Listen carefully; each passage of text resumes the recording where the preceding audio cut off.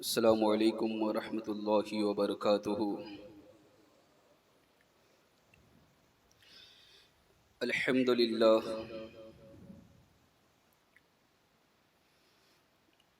الحمد للہ کفا والصلاة والسلام علی عبادہ الذین اصطفى، اما بعد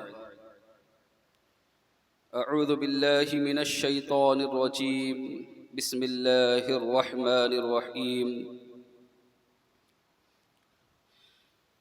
يا أيها الذين آمنوا لا يسخر قوم من قوم عسى أن يكونوا خيرا منهم ولا نساء من نساء عسى أن يكن خيرا منهن ولا تلمزوا أنفسكم ولا تنابزوا بالألقاب بئس الاسم الفسوق بعد الإيمان ومن لم يتب فأولئك هم الظالمون۔ اللهم نور قلوبنا بالقرآن وزين أخلاقنا بالقرآن وأدخلنا الجنة بالقرآن ونجنا من النار بالقرآن، صدق الله العظيم وصدق رسوله النبي الأمين الكريم ونحن على ذلك لمن الشاهدين والشاكرين والحمد لله رب العالمين۔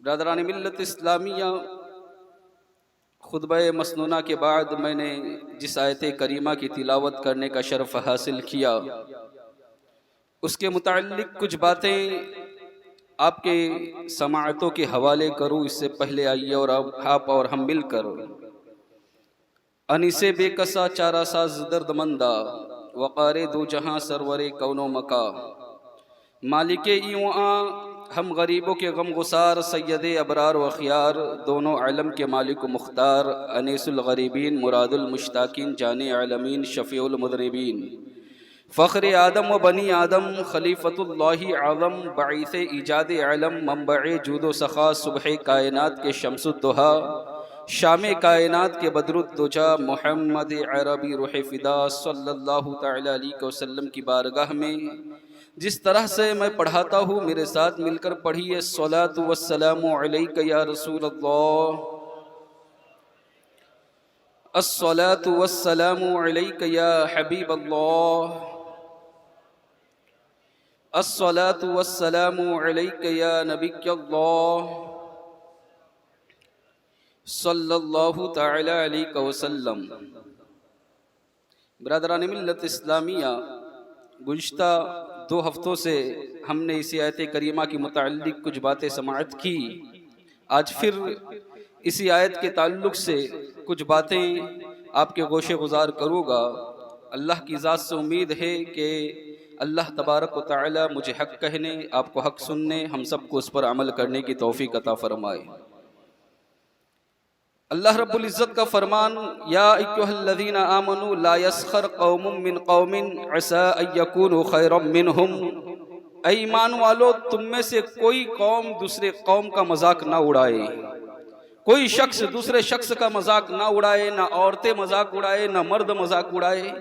کوئی بھی، کسی کو یہ اختیار نہیں ہے، کسی کو یہ حق حاصل نہیں ہے کہ کسی کمتر کا، کسی کمزور کا آپ مذاق اڑاؤ۔ اس آیت کریمہ کا ایک شان نزول یہ بھی ہے کہ قبیلہ بنو تمیم کے کچھ لوگوں نے حضرت بلال حبشی، حضرت خباب اور جو غریب صحابہ تھے، ان کی غربت کی وجہ سے ان کا مذاق اڑایا تھا۔ تو اللہ تبارک و تعالیٰ نے ارشاد فرمایا کہ کسی کی غربت کی وجہ سے کسی کا مذاق نہ اڑاؤ، عسیٰ ان یکونوا خیرا منہم، ہو سکتا ہے اس کی تقوی کی بنیاد پر وہ تم سے اللہ کے نزدیک بہتر ہو۔ اس کا تقوی، اس کی پرہیزگاری، اس کی عبادت، اس کی ریاضت، اس کی بندگی، یہ سب اللہ کے نزدیک تم سے زیادہ مقرب ہونے کی دلیل ہے۔ ہو سکتا ہے کہ وہ تم سے زیادہ بہتر ہو۔ اور ایک حدیث شریف میں یہاں تک آتا ہے، اللہ کے رسول تاجدار مدینہ صلی اللہ علیہ وسلم نے ارشاد فرمایا، کچھ لوگ میری امت میں ایسے بھی ہوگے کہ جن کے پاس پہننے کے لیے سوائے 2 چادروں کی اور کچھ نہ ہوگا، چہرے پر گرد و غبار ہوگا، بال گرد و غبار میں آٹے ہوگے، لیکن ان کا یہ حلیہ دیکھ کر یہ نہ سمجھ لینا کہ وہ کمتر ہے، وہ کمزور ہے۔ میرے آقا علیہ الصلوۃ والسلام نے آگے فرمایا کہ ان کا مقام اللہ کے نزدیک اتنا بلند و بالا ہوگا، اتنا بلند و بالا ہوگا کہ اگر وہ اللہ کی ذات پر کسی بات پر قسم اٹھا لے تو اللہ تبارک و تعالیٰ ان کی قسم کو پورا فرما دے گا۔ فرمایا دکھنے میں ایسے نہیں ہوگے جو بڑے متقی ہوگے، کہا صرف دو جوڑی کپڑے ہوگے، دو چادر ہوگے، ایک اوپر پہنی ہوگی ایک نیچے اوڑی ہوگی، اور حال یہ ہوگا ان کا کہ اگر کسی بات پر وہ قسم اٹھا لے نا اللہ کی بارگاہ میں تو اللہ تبارک و تعالیٰ ان کی قسموں کو ضرور پورا فرمائے گا۔ برادران ملت اسلامیہ، اس لیے سوچو کہ کسی کو حقیر نہ سمجھو، کسی کو اپنے سے کمتر نہ سمجھو، کسی کو کمتر سمجھ کر اس کا مذاق نہ اڑاؤ۔ یہ اگر ہم نے ایسا کیا تو یقیناً ناجائز و حرام فعل ہے، کسی بھی برادری سے تعلق رکھتا ہو۔ اللہ رب العزت کے نزدیک سب سے بلند مقام والا وہ ہے جو تقوی والا ہے، جو متقی ہے، جو پرہیزگار ہے۔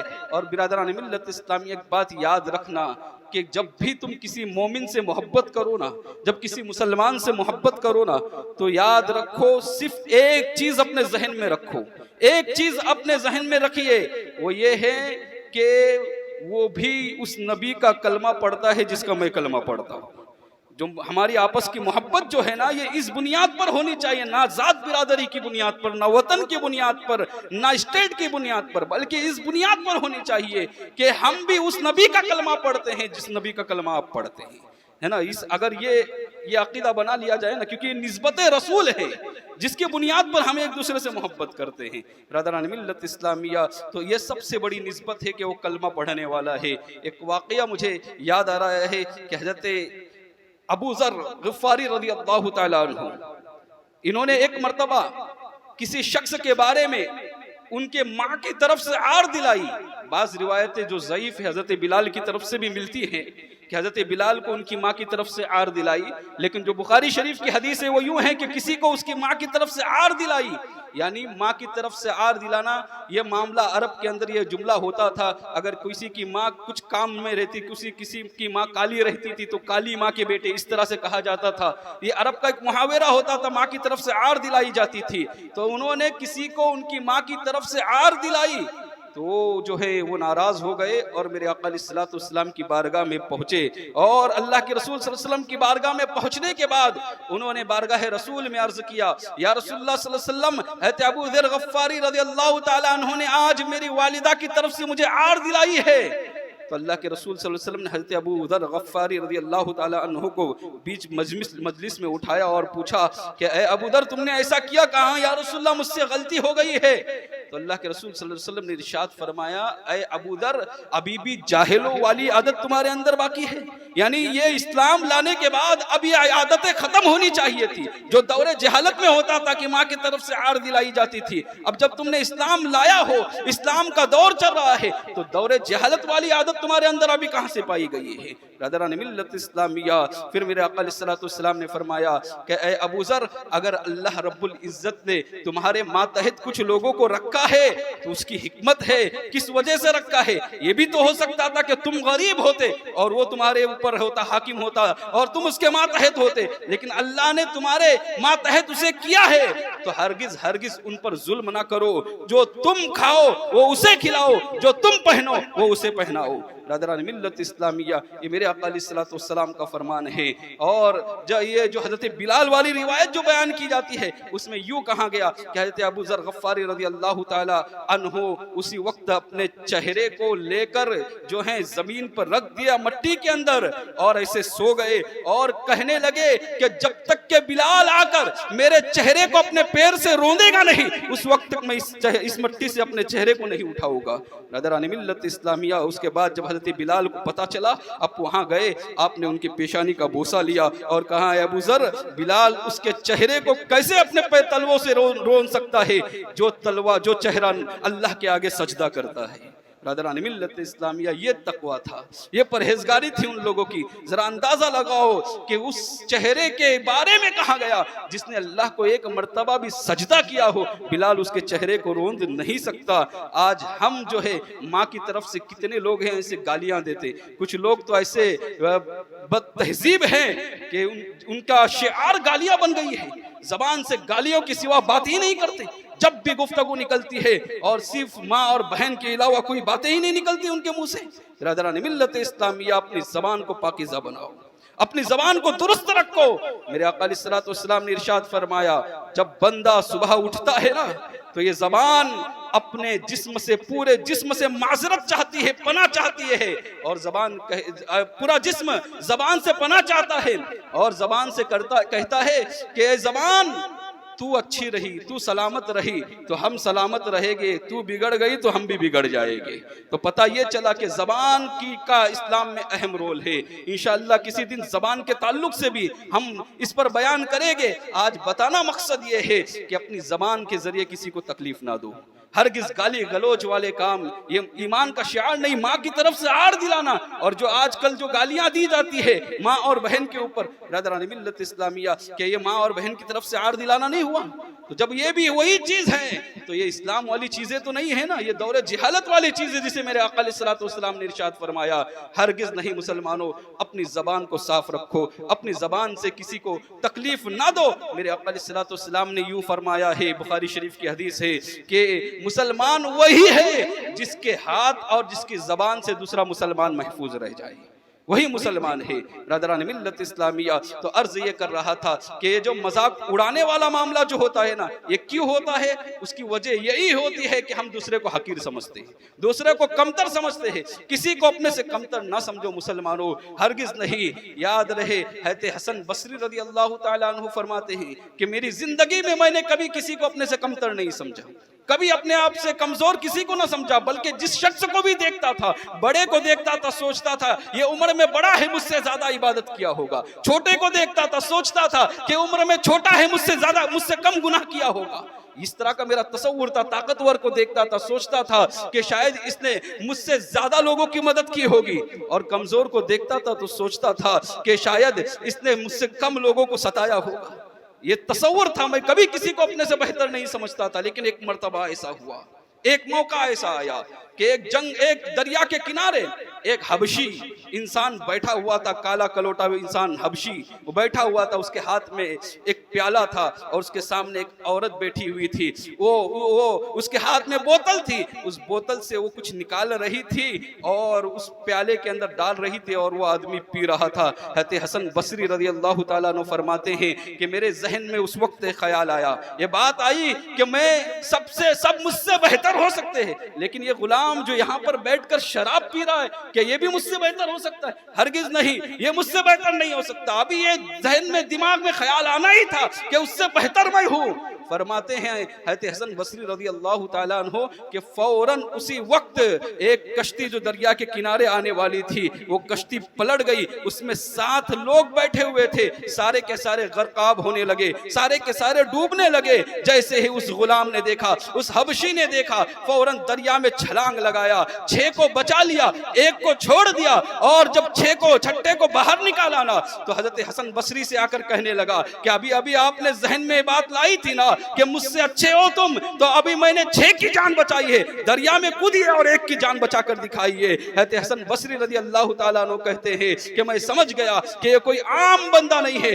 حضرت حسن بصری نے معذرت چاہی، اس نے پھر غوطہ لگایا، 7ویں کو بھی نکال لیا، اور پھر حضرت حسن بصری رضی اللہ تعالیٰ عنہ سے کہا کہ اے حسن، یہ جو میں ساتھ میں بیٹھی ہے یہ کوئی اور نہیں ہے، یہ میری ماں ہے، اور اس کے ہاتھ میں جو بوتل ہے یہ شراب کی بوتل نہیں، پانی کی بوتل ہے، اور یہ میرے ہاتھ میں پیالہ ہے، اس میں سادہ پانی پلا رہی ہے مجھے۔ تم نے غلط فہمی کی بنیاد پر اپنے آپ کو اچھا سمجھا تھا۔ برادران ملت اسلامیہ، اس کے بعد حضرت حسن بصری رضی اللہ تعالیٰ عنہ کا حال یہ ہوا، کسی نے پوچھا تھا حضرت حسن بصری سے رضی اللہ تعالیٰ عنہ کہ آپ بہتر ہو یا کتا بہتر ہے؟ تو حضرت حسن بصری رضی اللہ تعالیٰ عنہ کا جواب ذرا غور سے سنو، اور انہوں نے فرمایا کہ اگر میں جہنم کے عذاب سے بچا لیا گیا تو میں بہتر ہوں، ورنہ مجھ سے بہتر یہ کتا ہے۔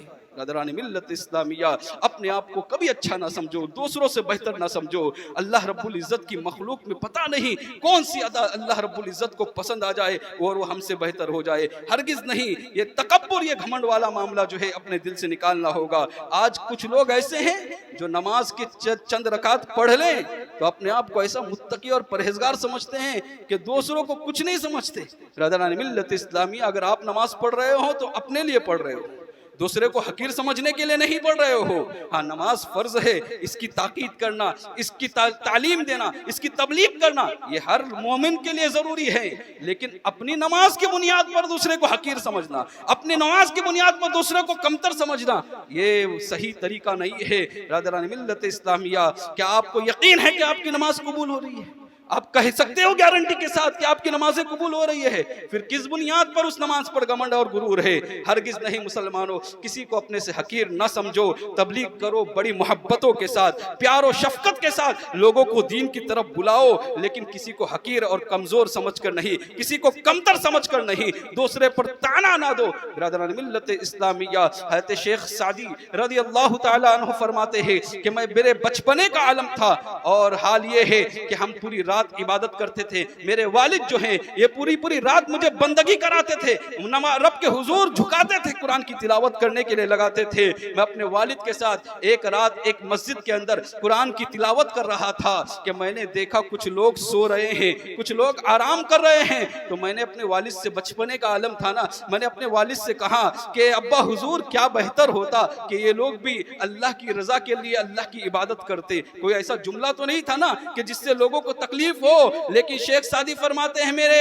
والد نے میری ایسی تربیت کی، اسی وقت مجھے ڈانٹا اور کہا اے سعدی یہ تم نے اپنے زبان سے کون سا جملہ نکال دیا، تم سے بہتر ہے، اس سے بہتر تو یہ ہوتا کہ تم رات بھر عبادت نہیں کرتے، تم بھی ان کے جیسا سو جاتے. جو تم نے عبادت کی اور اپنی عبادت پر فخر کیا نا.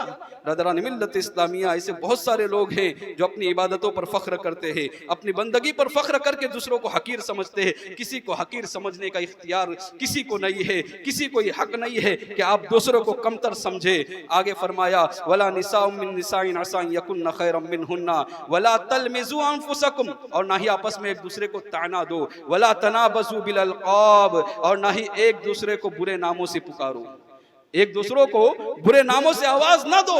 میں نے گزشتہ ہفتے بھی اس کے تعلق سے کہا تھا کہ کچھ نام ایسے ہیں جو ہمارے قوم کے اندر ایک بھوت سوار ہو گیا ہے کہ نئے اور لیٹسٹ نام رکھ کر ہم اپنے بچوں کو نہ اس کا معنی دیکھتے ہیں نہ مفہوم دیکھتے ہیں کہ اس کا مطلب کیا ہے، ہمیں معلوم ہی نہیں. ایک شخص آیا، اس کے بچے کا نام تھا لاریب. اب وہ آیا اور اس نے مجھ سے کہا کہ بچے کا نام لاریب ہے. میں نے بولا کہ لاریب نام کیوں رکھے آپ نے، قرآن میں ہے نا؟ کہا قرآن کے اندر ہے لاریب نام. اس قرآن کا اندر لفظ دیکھ کر میں نے رکھ دیا لاریب نام. انہوں مطلب معلوم ہے اس کا؟ کہا مطلب نہیں معلوم. میں نے بولا اس کا مطلب ہوتا ہے کوئی شک نہیں. لاریب یہ قرآن کی صفت ہے، ذالک الکتاب لا ریب فیہ، یہ وہ کتاب ہے جس میں کوئی شک نہیں. اب اندازہ لگاؤ یہ لاریب کا جب مطلب ہے کہ کوئی شک نہیں، یہ کوئی نام رکھا جائے گا؟ پھر میں نے اس سے کہا قرآن میں ایسے بھی تو نام ہے، قرآن میں شیطان کا بھی نام ہے، قرآن میں حامان کا بھی نام ہے، قرآن میں فرعون کا بھی نام ہے، تو کیا وہی نام رکھو گے تم؟ تو ایسا ضروری نہیں ہے کہ جو لفظ قرآن کے اندر بس اس کو اٹھا کر رکھ دیا جائے. نہیں، قرآن تو ہدایت کی کتاب ہے، اس کے اندر ساری چیزوں کا تذکرہ ہے. آپ اس کا مطلب، آپ کو پہلے اس کا مطلب دیکھنا ہوگا، اس کا معنی اور مفہوم دیکھنا ہوگا، اور اس کے بعد اس کا نام، اپنے بچوں کا نام رکھنا ہوگا. برادران ملت اسلامیہ، ناموں کا اثر بچوں پر پڑتا ہے. برادران ملت اسلامیہ، اس لیے ہرگز اپنے بچوں کا نام ایسا نہ رکھے کہ جس کا کوئی معنی نہیں بنتا ہو اور اس کا کوئی مفہوم نہ بنتا ہو. ایک شخص آیا اور اس نے کہا مجھ سے کہ حضرت ایک نام رکھنا ہے بچے کا. میں نے کہا کیا نام پسند کیے ہو؟ اس نے کہا غوفل نام رکھنا ہے. میں نے کہا نوفل تو اب تک میں نے سنا تھا، یہ غوفل کہاں سے لائے تم نے؟ تو کہا قرآن میں ہے نا. اب میں حیران ہو گیا کہ قرآن میں غوفل ہے. تو میں نے کہا نہیں، قرآن میں تو غوفل نہیں ہے. ایسا قرآن شریف میں اللہ کا فضل ہے، مجھے یاد ہے قرآن، لیکن میں نے کہیں قرآن کے اندر غوفل لفظ نہیں پڑھا. تو کہا سورہ رحمان میں ہے.